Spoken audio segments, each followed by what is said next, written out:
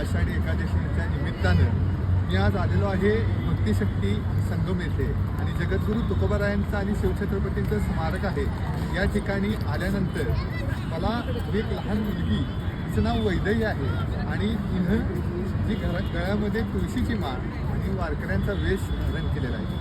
आपल्या धर्म आणि संस्कृतीमध्ये अशी असणारी एकादशी आपल्या मुलांच्यामध्ये एक प्रसन्नता, एक सात्विकता आणि आपल्या परंपरेच्या विषयी असणारी ओढ निर्माण करते।